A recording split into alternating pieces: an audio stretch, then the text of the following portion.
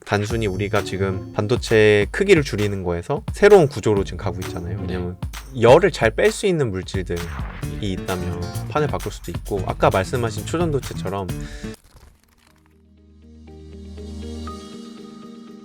그 자외선 차단제에 대한 이야기도 이제 과학적으로 나오던데요. 일단은 자외선 자체가 위험하다라는 걸 꽤 많이 알려진 것 같아요. 맞아요. 그 뭐 피부암 발생하기도 하고, 원래 그 유럽인가 미국 사람들은 자외선 차단제 잘 안 발랐다 하더라고요. 지금도 그렇게 잘 바르진 않아요. 왜냐면 이 사람들이 해가 잘 안 뜨잖아요. 유럽은. 유럽은 날씨가 별로 안 좋아요. 날씨가 좋지 않습니다. 그래서 뭐 비도 맨날 오고, 영국 같은 경우는 해 뜨는 날이 거의 없고, 그렇다 보니까 자외선 차단제를 거의 쓰지 않았는데, 그러다 보니까 해가 뜨면 얘네들이 옷을 다 벗고 밖에 나가서 선탠을 해요. 해를 너무 받고 싶으니까. 일광욕. 그쵸. 일광욕을 하는 거예요. 일광욕을 하는 게 그만큼 해를 보기가 쉽지 않아서 그런 거예요. 그쵸. 너무 우울하니까. 또 해를 안 보면 또 우울하고, 또 건강에도 안 좋으니까 이걸 알고 해가 뜨면 나가서 일광욕을 하는데, 선크림 없이 하니까 애들이 막 피부가 화상이고. 다 화상이, 그래서 뭐 피부암 발병률도 막 높아지고. 그 자외선이 그럼 위험한 이유도 여기에서 그 과학적으로 설명을 해주셨는데, 자외선 크림, X선 크림, 감마선 크림, 이게 또 다를리 있을 수 있다고요. 그러니까 자외선이 위험한 이유는 되게 간단해요. 근데 우리가 지금 보는 이 빛들, 뭐 핑크색 빛, 뭐 파란색 빛, 이런 빛들과 자외선은 사실은 물리학의 입장에서 보면 크게 다를 것 없는 그냥 빛이에요. 근데 자외선과 우리가 눈으로 볼 수 있는 가시광선이 다른 점은, 자외선은 우리가 볼 수 있는 영역을 넘어서 더 에너지가 높은 빛이에요. 에너지가 높은 빛. 에너지가 큰 빛. 그리고 파장이 짧은 전자기파예요. 그러니까 파장이 짧다 길다 이거. 네. 근데 전 되게 헷갈리더라고요. 그게 파장이 짧은 게 에너지가 큰 거예요. 크다. 네. 근데 이렇게 생각하면 편해요. 파장이 짧으면 더 빨리 떠는 거거든요, 사실은. 아하. 그래서 드드드드드드. 드드드드 더 빨리 떨잖아요. 그래서 에너지가 더 높다고 생각을 하면, 그래서 자외선이 에너지가 높은데, 보통 우리 몸을 이루는 물질이나 아니면 세상에 존재하는 많은 물질들, 원자들이 자외선 빛을 받으면 이 안에 있던 전자들이 밖으로 튀어나가는 현상이 발생해요. 아니면 이 전자들이 어떤 다른 상태로 간다던가 뭔가 깨지는 거예요. 깨진다고 볼 수도 있죠. 근데 얘네들이 원자들이 원래 있던 자리에 있어야 되는데 다른 데로 이동한다던가 아니면 이 전자가 다른 데로 가버려서 물질이 사실 변형이 될 수도 있거든요. 근데 그런 일들이 뭐 우리 몸 안에 있는 DNA 수준에서 일어난다던가 세포 수준에서 일어나게 되면, 이런 물질 자체가 변형이 되면 우리 몸에 외계 물질이 들어온 거나 마찬가지잖아요. 외부 물질이. 그래서 많은 문제들을 일으키게 되는 거죠. 그래서 피부가 상하는 것도 그 작용 중에 하나. 실제로 피부가 이 에너지가 높은 빛에 타버리는 거나 마찬가지인 거예요. 그러니까 살탄다고 하는 게 딱 네. 그거고. 진짜로 타버리는 거예요. 에너지가 높은 빛을. 그래서 구릿빛 돼서 좋은 게 아니라 절대 아닙니다. 어떻게 보면 성질이 변하는. 성질이 바뀌어버리는 거죠. 선크림 어떻게 자주 바르시나요? 저는 뭐 야외 활동을 그렇게 많이 하진 않아서. 연구실에만 계셔가지고. 네. 오. 근데 약간 그 예전에 코로나 때 네. 저는 그 자외선 라이트를 아예 샀거든요. 네. 요즘 LED로도 그게 이제 구현이 되니까. 그쵸. 그때 그거 갖다가 막 소독하기도 하고. 맞아요. 마스크 같은 거 썼던 것도 한번 소독하고, 왜 우리가 식당 가면은 컵 소독하는 거 자외선 살균기 맞아요. 있잖아요. 자외선 살균기. 그러면 그게 만약에 세기도 조절할 수 있는 거야? 자외선의 세기를? 그럼요. 약간 살균용. 그게 이제 자외선의 색이라고 하는 거는, 그러니까 우리가 물리학에서 빛의 색이라고 부르는 거는 네. 빛의 양이에요. 그러니까 얼마나 많은 광자, 그러니까 빛은 광자라는 입자로 이루어져 있는데 네. 얼마나 많은 광자가 들어오냐. 근데 빛의 세기를 세게 하는 거는, 예를 들어서 우리가 조명도 전구 하나 있을 때보다 두 개 있을 때 밝잖아요. 네네네. 똑같아요. 자외선도 자외선 전구가 램프가 있잖아요. 뭐 아시겠지만 이제 자외선 소독기 사면 그 안에 자외선 램프가 들어있거든요. 그렇죠. 그래서 그냥 램프의 개수를 단순히 늘리면 아. 세기는 더 강해지는 거예요. 왜 우리 LED 소자 이렇게 많이 넣으면 조명이 이렇게 더 밝아지듯이. 그렇죠. 아하. 광량으로. 그러면 그게 자외선 살균기를 진짜 엄청나게 크게 세게 만들면 그걸로 뭐 바이러스만 죽이는 게 아니라 네. 곤충도 죽일 수 있고 벌레도 죽일 수 있고 작은 동물도 죽일 수 있고 막 그런 거예요. 제가 봤을 때는 예. 일반 빛도 예. 엄청나게 세게 만들면 눈부셔 죽고. 모든 걸 다, 아니 왜냐면 레이저로 지져서 사람이 타 죽잖아요. 그러니까 그것도 결국- 빛이니까. 그쵸. 빛이 에너지를 전달을 하는 건데 결국에는 다 태워서 죽일 수가 있는 거죠. 하기자 그 레이저도 어떻게 보면 그거를 더 집속이라고 해야 되나?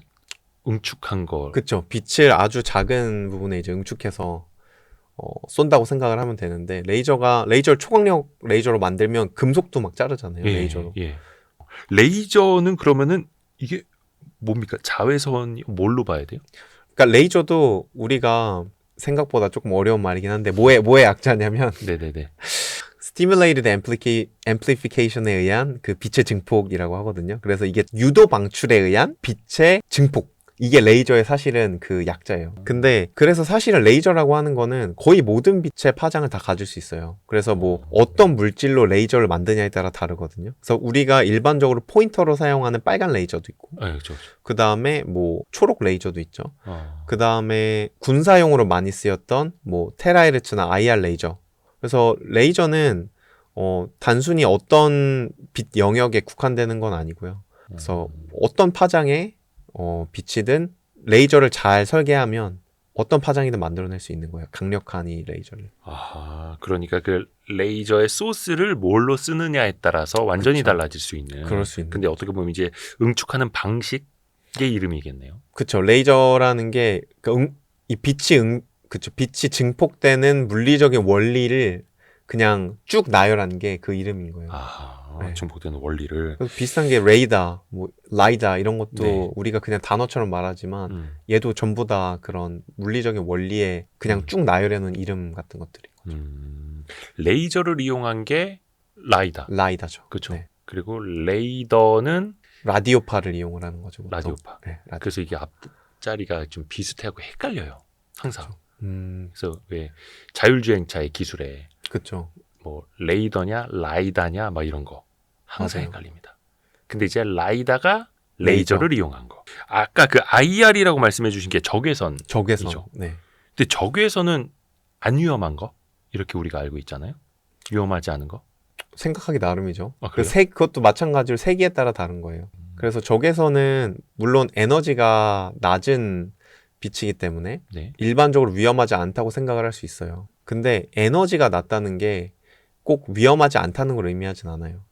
그래서 아까도 말씀드렸지만 이런 일반적인 빛도 많이 모으면 엄청나게 세기가 세져서 얘를 뜨겁게 달굴 수가 있는 거죠. 뭐 녹일 수도 있고.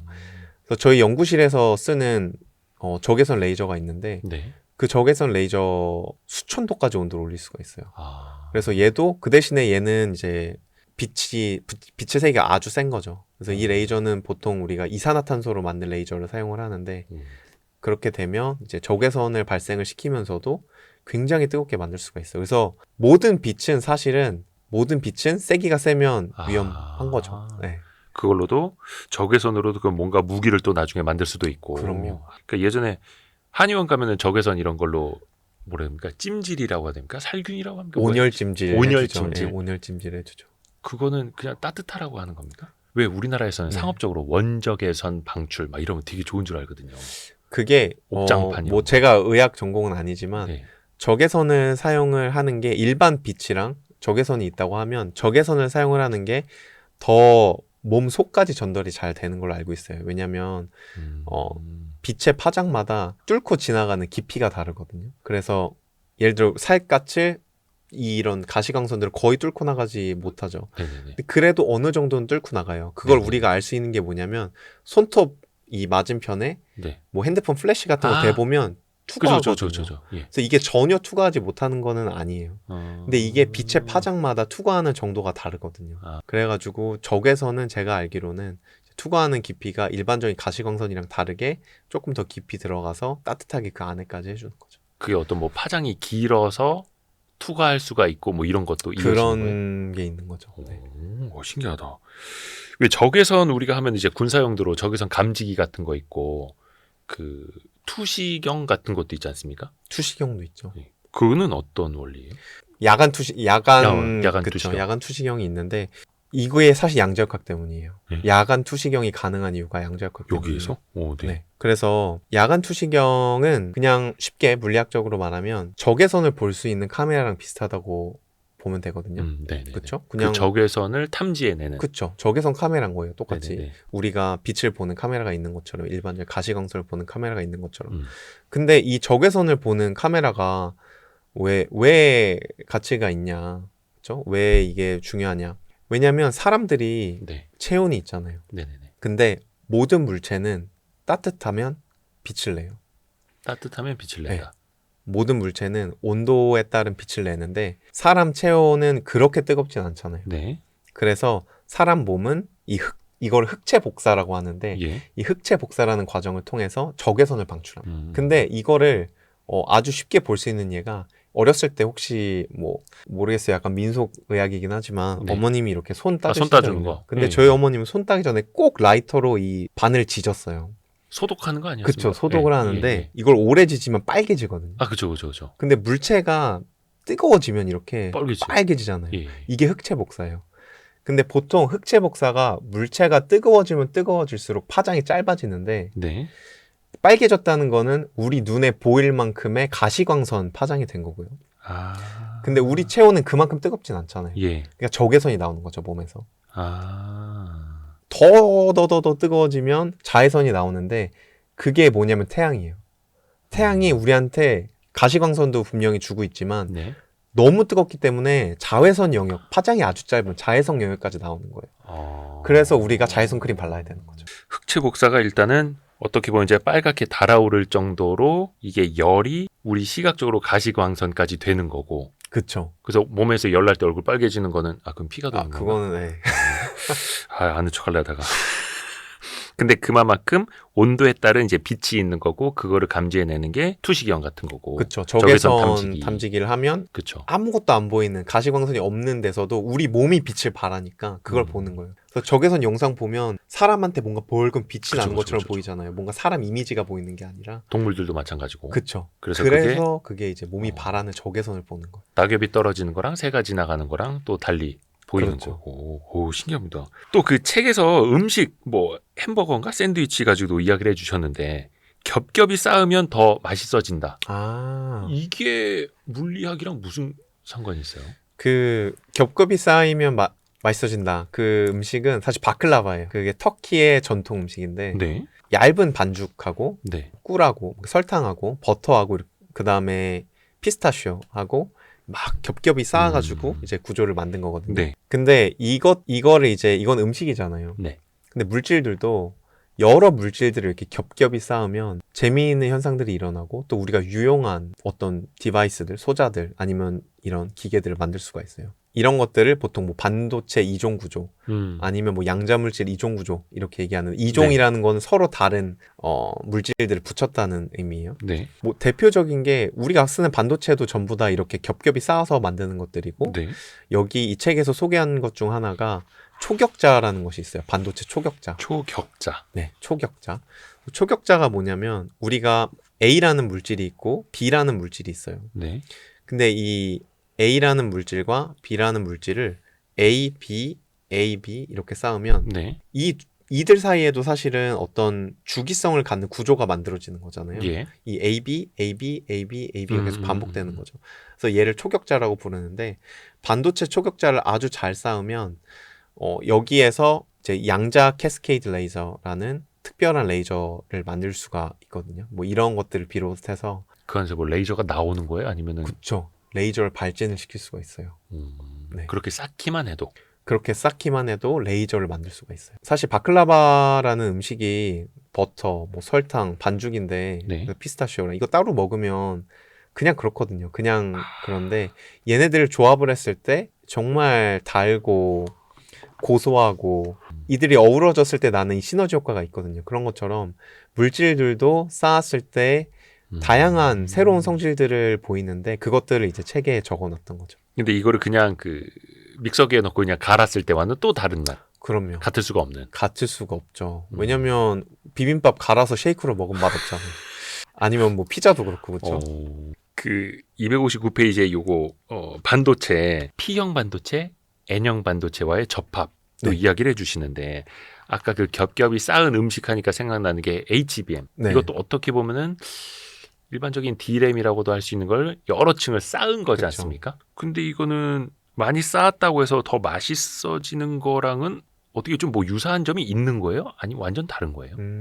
HBM은 디램의 사실 거의 거진 디램 완성품을 여러 개 이제 쌓아가지고 네. HBM을 만드는 거잖아요, 사실은. 또 위아래 통신이 되게끔. 그쵸. 그러니까 이거는 스케일이 사실 다른 거예요. 아까 말씀드렸던 양자 단위가 달라지는, 양자 단위 바깥에서 일어나는 일인 거죠.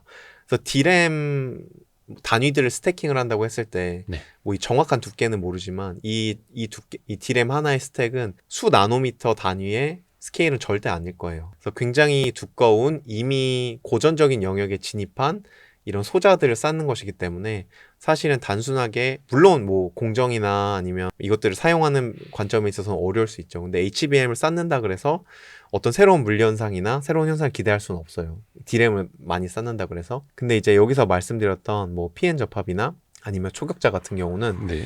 이 주기들 아니면 이 쌓는 두께들이 뭐 수 나노미터, 수십 나노미터 이런 단위들이에요. 그러면 물질과 물질 사이의 계면에서 이 사이에서 네. 뭐 다이오드 현상이라던가 아니면 뭐 여기에서 우리가 태양광 발전에 쓰이는 뭐 실리콘 태양광 발전에 쓰이는 그런 포토 커런트 현상이라던가 뭐 그런 것들이 그러니까 포토볼타익 현상이 일어날 수 있고 초격자는 뭐 아까 말씀드린 레이저 같은 것들을 네네. 만들 수 있죠. 근데 그것들은 아까 이제 말씀드렸던 양자 스케일 안에서 일어나는 것들이에요. 그 외에 우리가 HBM 이야기하면은 계속해서 본딩 기술도 이야기를 많이 하거든요. 네. 이것도 이제 그냥 쌓는데도 그 방식이 또 다르다고 하고 삼성전자 그쵸. 방식 다르고 하이닉스 방식 다르다고 하고 그게 또 뭐 한 16단 이상으로 가면은 지금 방식 뭐 TC 본더가 아니라 하이브리드 본딩으로 가야 한다 이야기하는데 네. 그럼 그 중간에 쓰는 어떤 솔더볼이라고 표현해야 됩니까? 그런 네. 물질들까지 제거해 버리고 바로 붙여야 된다 하면서요. 결국은 이제 중간에 뭐 없이 쌓아야 되는데 네. 거기에도 뭔가 그런 물질이 전혀 필요 없나요? 나중에는? 물질이 전혀 필요 없진 않겠죠. 아마 이제 본딩을 할 때 대부분 뭐 금속을 이용을 할 거 아니에요. 우리가 뭐 만들었을 때 거기다가 접착제를 뭐 붙일 수는 없으니까. 네. 왜냐면 전기가 결국엔 그 사이에 흘러야 하기 때문에 이제 금속을 이용을 해서 뭐 카파나 이런 금속들을 이용해서 붙일 텐데 솔더링을 할 텐데 제가 봤을 때 물질 없이는 두 물체를 붙일 수 있는 가능성은 거의 없죠. 물질 없이는. 그쵸. 어떻게 접착제가 없이 네네네. 이 물체들을 서로 붙이겠어요. 나중에 이게 그러면은 정말로 여러 단을 붙여야 되면 어떻게 하게 될까? 이게 본딩 기술이 어디까지 진화할까? 혹시 뭐 이런 거는 고민해 보시지 않으셨어요? 큰 고민은 안 해봤던 것 같아요. 근데 여러 단을 쌓는 거는 일단은 이제 본딩 수준에 있어서는 하나하나 만드는 거는 뭐 지금 잘하는 일이지만 예. 본딩 수준에 있어서는 제가 알기로는 이 발열을 해결하는 문제들이 많이 발생하고 있다고 들었거든요. 왜냐하면 우리가 이제 어떤 소자를 만들든 발열이 굉장히 심해요. 왜냐하면 반도체 소자는 그 안에 우리가 전선을 그려 넣죠, 사실은. 네. 근데 그 그려 넣을 때 이 전선의 얇기가 아주 얇아져요. 그러면 전기 저항이 작아지게 되는데 전기 저항이 작으면 발열이 올라가게 됩니다. 반대로. 근데 이 발열이 엄청나게 뜨거운 애들을 쌓는다고 생각을 해보세요. 그러면 열이 어디 갈 데도 없고 그러니까 이 반도체 소자 자체 퍼포먼스도 떨어지고 수명도 떨어지고 뭐 아주 많은 문제가 발생을 하게 되겠죠. 그래서 뭐 미래에 이게 무한대로 당연히 쌓을 수는 없고 그 열 문제를 완전히 해결하지 않는다면 뭐 완전 새로운 기술이나 아니면 새로운 설계가 필요하겠죠. 단순히 우리가 지금 반도체 크기를 줄이는 거에서 새로운 구조로 지금 가고 있잖아요. 왜냐하면 크기를 줄이는 거에서 많은 문제들이 발생을 해서 네네네. 뭐 예를 들어 발열도 그중 하나고 뭐 효율이 떨어지는 것도 있고 여기도 마찬가지로 결함이 작게 만들다 보니까 결함이 너무 많이 발생하는 것들도 있고 그것처럼 한 방향으로 계속 밀고 가는 거는 본딩에 있어서도 아마 언젠가는 한계가 올 거다. 근데 지금은 아직 우리가 한계를 논할 때는 아닌 것 같고 이제야 막 본딩 기술들이 발전을 시작을 한 거잖아요. 그래서 뭐 본딩은 아직 좀 갈 길이 더 있다라고 저는 생각을 합니다. 결국엔 그래서 이제 뭐 발열 문제 때문에 어떤 뭐 쿨링 기술들, 액체 냉각, 뭐 액침 냉각 여러 가지 또 이야기가 나오는 거잖아요. 그러면은 뭐 연구하고 계시는 뭐 초전도체가 됐건 소재로 이거 자체로 또 완전히 판을 바꿀 수도 있는 거고요. 열을 잘 뺄 수 있는 물질들 예. 이 있다면 판을 바꿀 수도 있고 아까 말씀하신 초전도체처럼 어떤 저항 때문에 발열이 결국에는 발생을 하는 거잖아요. 그래서 뭐 굳이 저항이 없어도 되는 그런 영역에 있는 도선들을 초전도체로 대체한다던가 그런 식으로 하면 발열을 크게 줄일 수 있겠죠. 그리고 뭐 쿨런트를 이용을 해서 저온에서 계산을 하게 된다면 물론 뭐 초전도체를 사용을 할 수도 있고 그렇게 되면 이제 열 문제가 좀 해결이 될 수도 있겠죠. 근데 뭐 이걸 이제 보통 크라이오 컴퓨팅이라고 하거든요. 그 저온에서 우리가 컴퓨팅을 진행을 하는 거를. 네. 왜냐면 이렇게 다양한 물질들, 새로운 물질들 쓸 수 있는데 그리고 저온에서 우리가 반도체를 아니면 뭐 어떤 소자들을 오퍼레이팅 했을 때, 그러니까 작동을 했을 때 더 좋은 효율을 기대할 수 있는 부분들이 있으니까 예. 그거를 저온에서 하는 소자를 만들어 보자라고 하는 분야를 이제 크라이오 컴퓨팅이라는 분야도 있어요. 네. 그런 분야는 제가 봤을 때는 발열에 대해서 큰 걱정은 없을 것 같아요. 아예 그래서 뭔가 다음 세대로 갈 수도 있는 준비를 또 하고 있는 거고. 그쵸. 뭐 어느 방향으로 갈지는 모르겠지만 사람들이 준비를 하고 있긴 하죠. 그래서 기대하지 않았던 현상이 나타날 수도 있는 거고. 아, 그럼요. 저희가 독일 막스 플랑크 연구소에 계시는 김기덕 박사님이 최근에 쓰신 모든 계절의 물리학 이 책 이야기를 바탕으로 이야기하고 있는데요. 그 막스 플랑크 연구소에는 노벨상 수상하신 분들 되게 많다면서요. 그쵸. 그러니까 일단은 막스 플랑크 연구소가 독일에 하나만 있는 건 아니에요. 몇 개더라? 제가 찾아보니까 85개? 네, 85개가 분야별로 있어서. 그 막스 플랑크라는 분이 사람 이름이잖아요. 막스 플랑크는 그쵸. 양자역학을 창시한 사람의 이름이 막스 플랑크예요. 훌륭하신 분. 그럼요. 네네. 이분이 이제 지금 계시지는 않죠. 예. 아, 그쵸. 예. 돌아가셨죠. 근데 막스 플랑크 협회라고 하고 그 산하 연구소가 85개라고 하는데 네. 그 예산이나 이런 건 또 어디에서 어떻게 조달하는 거예요? 다 국가 예산입니까? 그쵸. 그 연방정부, 독일 연방정부에서 예산이 많이 나오고요, 대부분. 그리고 물론 뭐 기업이나 이런 곳에서 기부를 할 수도 있죠. 근데 막스 플랑크 연구소의 기조 자체는 완전 독립이에요. 기초 연구에 완전 독립이기 때문에 막스 플랑크 연구 소속 연구자가 예를 들어 저는 이제 고체 연구소 소속인데 네. 제가 기업 펀딩을 받아가지고 기업의 연구를 하는 것들이 사실상 뭐 금지는 아니지만 장려되지 않고 거의 일어나지 않고 있어요. 왜냐하면 기초과학은 완전 독립적이어야 된다고 생각하기 때문에. 네네네네. 아니 근데 이게 현실적인 문제는 독립하는 건 좋은데 그만큼의 연구 자금이 필요할 거 아니에요. 근데 그거는 이제 나라에서 예산으로 독일 연방정부에서 나오는 거죠. 그리고 사실은 막스 플랑크 연구소가 여러 개 있지만 굉장히 분야가 넓어요. 그래서 이게 뭐 연구비가 많다고 생각할 수도 있지만 물리학, 화학 이런 분야만 있는 것이 아니라 뭐 금속 연구소 아니면 과거 같은 경우는 뭐 탄소 아니면 석탄 연구소 아니면 법 연구소도 있고요. 뭐 인류 문화 연구소도 있고 굉장히 많은 기초 연구 분야들이 이 막스 플랑크 연구소에 소속이 돼 있어요. 그래서 실제로 이 많은 분야들에 전부 다 지원을 해줘야 되기 때문에 그렇게 많은 전폭적으로 많은, 그러니까 상상할 수 없이 많은 돈이 여기에 들어가는 건 아니고요. 그리고 이 막스 플랑크 연구소에서 일할 수 있는 보통 단장이라고 하죠. 그런 사람들의 수도 굉장히 제한적이기 때문에 사실은 뭐 사실 모든 대학에 다 이 정도로 펀드를 주고 지원을 해주면 말이 안 되죠. 그거는 정말 뭐 말이 안 되는 일이고 굉장히 소수의 사람들에게 지원을 해주고 그것들을 독립성을 주는 거기 때문에 가능한 일인 거죠. 사람이 많지는 않아요? 그렇게까지 많지는 않습니다. 네, 소수 집단이고요. 아 그래요? 네. 그 소수 집단에 김기덕 박사님이 계시다는 거. 네, 제가 운이 좋게도 그렇게 됐습니다. 그 한국인이 좀 많이 계신가요? 저희 연구소는 이제 막스 플랑크 고체 연구소인데요. 전체 5명 정도 있는 것 같아요. 전체가 몇 명인데요? 고체 연구소만. 그 중에 네네. 한국 사람은 5분. 5명 정도인 것 같아요. 정확히는 모르겠지만.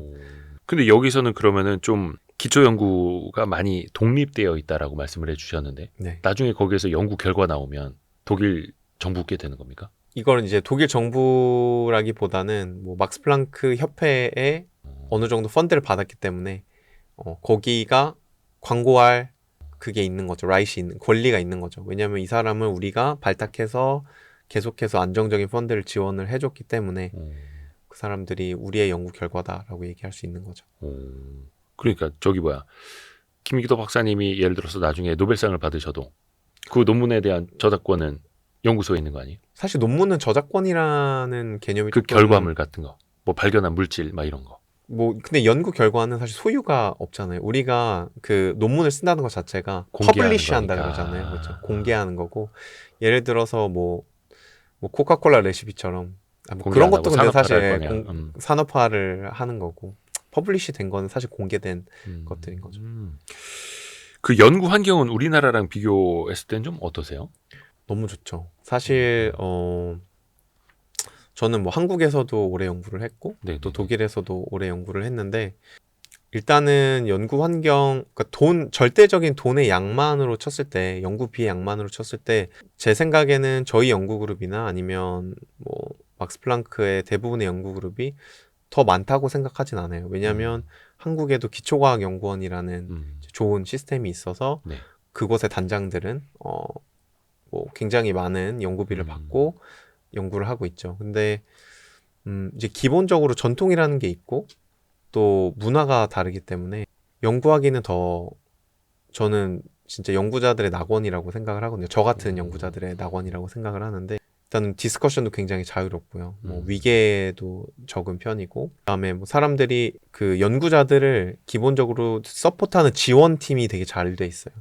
그래가지고 연구자들이 정말 연구에만 집중하고 다른 뭐 행정적인 부분이나 뭐 다른 부분들에 있어서는 최대한 행정 직원들이 서포트 이제 해주고. 서포트를 굉장히 많이 해줘. 뭐 구매, 뭐 모든 것들에 관련해 서포트를 다 해주고 일단 정신 자체가 우리는 성과를 낸다. 이게 정신이 아니라 우리는 세계 최고 수준을 유지한다. 이게 목표예요. 그래서 뭐 논문을 1년에 몇 편 내야 된다. 한국은 그게 사실은 굉장히 이슈예요. 뭐 1년에 몇 편을 내야 너가 뭐 조교수가 되고 부교수가 되고 아니면 1년에 몇 편을 내야 너가 우리 연구소에 들어올 수 있고 우리 연구소에서 뭐 직장을 유지할 수 있고 근데 이미 막스 플랑크 연구소라는 장소는 사람을 뽑을 때부터 굉장히 신중하게 뽑고 그 다음에 우리가 한 이 신중한 선택에 대해서는 100% 믿는 거예요. 그래서 너의 가능성을 보고 너를 데려왔으니까 이제 우리가 지원해 주는 거에 대해서는 의심하지 않겠다. 열심히 해라. 이렇게 되는 거죠. 이게 사실 우리 기준으로 봤을 때 약간 의아하긴 하죠. 그래도 예산이 들어갔고 저 기부해 준 사람들도 있고 기업들도 있는데 성과를 내야지. 연구 결과 가져와서 이걸 또 어떻게 우리가 제품화할 건지도 같이 고민해 봐야지가 사실 이제 우리의 사고 방식인데 그렇죠. 독일은 어찌됐든 간에 돈이 투입이 됐으면 이거 갖다 뭔가 좀 퍼포먼스를 좀 내려고 할 거 아니 그런 인식 자체가 다른 거예요? 이게 리뷰가 아예 없는 건 아니거든요. 리뷰가 있긴 있어요. 근데 제가 알기로는 이 리뷰에서 잘린 사람은 아무도 없고요. 여기서 이제 낙점을 맞은 사람은 아무도 없고 제가 봤을 때 이거는 사실은 마인드셋이거든요. 이 사람들이 그러니까 저는 단장은 아니에요. 저는 이제 연구 그룹을 운영하는 연구 그룹장인데 예를 들어 이제 우리가 회사에서 보면 임원에 해당을 하는 게 막스 플랑크 연구소 단장급이에요. 뭐 이번에 한국에서 차미영 교수님이라는 분도 막스 플랑크 연구소 단장으로 가신다고 하는데 그 사람들은 사실 내가 누군가 지켜보고 있다 그래서 연구를 하는 사람 그런 수준을 뽑은 게 아니에요.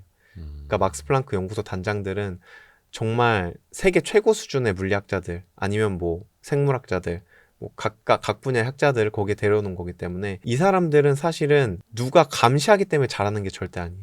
그냥 자기가 이걸 너무 좋아서 하는 거고 정말 이 마음에서 우러나서 연구를 하는 것이기 때문에 진짜 완전 순수과학으로 정말 순수과학으로 그래서 이 사람들을 감시하고 통제한다는 것 자체가 제가 봤을 때는 논센스거든요. 뭐 정부에 누가 이 사람들한테 조언을 줄 수가 있겠어요. 사실 이렇게 자기의 삶을 여기에 다 바친 사람들한테. 그러니까 사실 그래서 우리나라가 기초과학이나 순수과학에서 좀 약하다라는 비판들 좀 많이 받고 있지 않습니까? 근데 또 반대로 어떻게 보면 응용 기술은 되게 뛰어나고 다 일장일단이 있는 거기는 한데 어떻게 보면 또 이게 순수과학이 또 순수과학에만 머물러서는 안 된다라는 게 또 우리의 생각이기도 하고 순수과학이 그냥 순수하기만 남으면 이게 또 문학이랑은 또 다르니까. 그렇죠. 일단 우리나라 사정을 보면 응용과학을 굉장히 잘하는 세계의 사실 탑이죠. 뭐 반도체도 자동차도 그렇고 뭐 배터리도 그렇고 그렇죠. 그 산업화하는 데는 진짜 귀신들이죠. 그렇죠. 그 한국은 사실은 뭐 그런 면에 있어서는 세계 모르겠어요. 한국 사람들이 한국에 대해서 자부심이 그렇게 많은 것 같지는 않은데 저는 뭐 외국에서도 오래 살고 뭐 이 안에 있으면서도 그렇고 충분히 자부심을 가져도 될 만한 기술력과 응용 과학에 있어서는 정말 세계 정상과 뭐 어깨를 견줄 만한 위치에 있다고 생각을 하고요.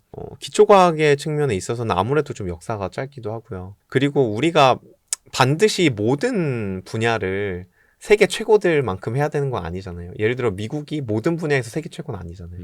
독일이 모든 분야에서 세계 최고는 아니잖아요. 그래서 우리나라가 기초과학이 우리나라 일단 여건과 뭐 어떤 역사적인 맥락과 그 안에서는 충분히 열심히 하고 있다고 생각을 하고요.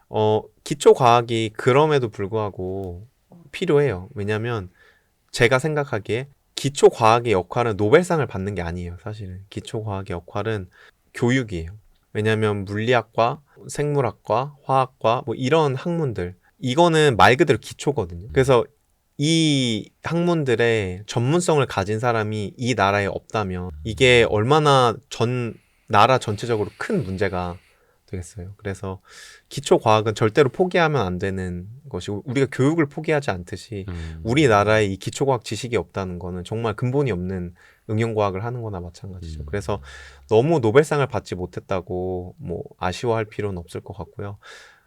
이 기초 과학이 그래도 훌륭한 뭐 응용 과학자나 아니면 훌륭한 뭐 과학자나 아니면 심지어는 훌륭한 기업인을 키워낼 수 있는 교육의 역할을 하고 있다는 것만 해도 저는 충분히 그 역할을 톡톡히 하고 있다고 생각하고 뭐 노벨상이나 뭐 이런 다양한 반짝반짝한 것들은 자연스럽게 이제 기초과학이 발전하면서 시간이 지나가면서 따라올 수도 있는 것들이라고 생각합니다.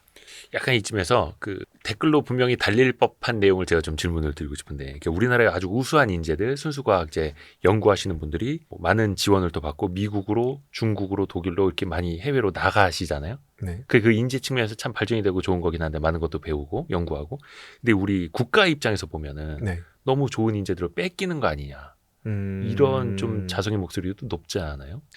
일단은 뭐 제 예. 생각에는 기초 과학에 있어서는 사실은 이게 어느 나라의 소유다라는 거는 없는 것 같아요. 그래서 예를 들어 우리가 손흥민을 영국에 뺏겼다고 생각하지 않잖아요.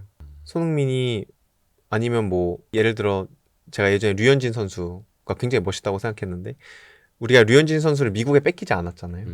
그래서 류현진이라는 정말 뛰어난 선수가 우연히도 한화에서 한화 네, 네, 한화에서 네.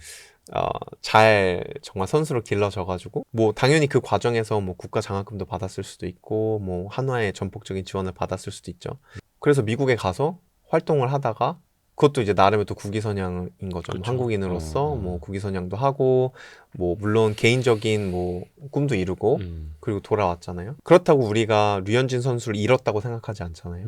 그런 것처럼 과학자들이 기초과학이 발달한 미국이나 뭐 독일이나 또 다른 나라가 어디 뭐 영국이나 뭐 프랑스 이런 데로 나간다고 해서 그 사람을 잃는 거는 아니라고 봐요. 그리고 과학은 사실은 국적이 없는 게 맞거든요. 기초과학은 특히. 근데 예를 들어 이런 부분들은 안 좋은 거긴 해요. 예를 들어 우리가 삼성에서 일하던 뭐 하이닉스에서 일하던 네. 굉장히 뛰어난 뭐 엔지니어들이 있잖아요. 뭐 그런 것들을 뺏기는 외부 기업에 뺏기는 거는 사실은 그거는 안타까운 부분이기는 하죠. 왜냐하면 기업 대 기업으로는 기업 대 기업으로는 안타까운 일인 거. 사실 한국에 인재들이 많은데 뭐 여러 조건에 의해서 그게 가는 거니까 물론 이 사람들이 뭐 한국을 배신했다 이런 건 아니고 기업이기 때문에 이제 뭐 기업은 당연히 선택해서 우리가 가는 거잖아요. 근데 이제 그렇게 외부 기업에 뺏겼다는 거는 그만큼 매력적으로 어필을 하지 못했다는 거죠. 기업에서. 그래서 그런 부분 그리고 우리가 사실은 리딩하고 있는 산업에서 그런 일들이 발생했다는 게. 근데 기초과학 같은 경우는 뭐 어디서든 할 수 있는 거라고 저는 생각을 합니다. 그 말 멋있네요. 기초과학에는 국경이 없다. 국경이 없죠. 이게 사실 우리나라 기초과학 또 그게 또 응용과학의 미래가 될 수도 있겠고 또 한창 이제 과학을 또 공부하려는 꿈나무들한테도 네. 그렇고 우리 자녀들을 그렇게 또 잘 한번 키워보고자 하는 또 부모님들에게도 또 메시지가 될 수 있을 것 같아서 좀 여쭤봤고요. 마지막으로 연구자로서 꼭 이루고 싶은 목표가 있으시다면요. 저는 노벨상? 아니요. 노벨상은 아니고 저는 사실 반도체와 양자물질 두 가지를 다 연구하고 이 두 가지 분야를 되게 사랑하는 사람이에요. 정말 이 두 가지에 미래가 있다고 생각을 하고 근데 이 두 가지 물질들이 서로 잘 조화가 되지 않는다고 생각을 해요. 현재는. 그래서 반도체는 현대 문명의 쌀이죠. 그렇죠. 뭐 안 쓰는 데가 없죠. 지금. 그쵸. 그리고 양자 물질도 저는 충분히 그럴 가능성이 있다고 생각을 해요. 근데 양자 물질이 그 숨겨진 잠재력을 다 사용을 하려면 결국에는 이 반도체와 하나가 돼야 된다고 생각을 하는데 현재 이 두 물질이 너무 달라서 같이 조합이 잘 안 되고 있어요. 그래서 저는 반도체와 양자물질을 두 가지 다 연구를 했던 사람으로서 이 둘을 잘 조화가 되게 할 수 있는, 이 둘이 친구가 되게 할 수 있는 네. 그런 연구를 하는 게 제 꿈입니다. 예를 들어서 우리가 지금 하드 드라이브를 쓰고 있잖아요. 그렇죠? 근데 네. 하드 드라이브는 반도체가 아니에요. 잘 보시면 알겠지만. 그쵸. 반도체로 지지직 분류되지 뭐가- 않죠. 예. 네. 그 안에도 사실은 양자물질이 들어가 있어요. 그 안에 그 자석들이 여러 개가 배열이 돼 있는데 아. 그 자석 물질들도 우리는 양자물질이라고 생각을 해요. 사실은. 음. 그래서 이렇게 근데 자성이라는 거는 양자역학이 없이 절대 존재할 수 없는 성질이에요. 물질의 성질. 그래서 이제 이런 것들도 양자물질이고. 근데 얘네들이 어떻게 잘 조합이 되냐. 이 부분, 이 문제를 풀고 싶은 게 저는 제 개인적인 목표입니다. 네. 나중에 뭐 막스 플랑크 연구소에 계실 때건 언제건 네. 김기덕 박사팀 무슨 뭐 발견 쾌거 이런 기사 나올 때를 또 우리가 기대하고 있겠습니다. 알겠습니다. 그때 되면 또 이제 나오셔서 쉽게 또 설명해 주십시오.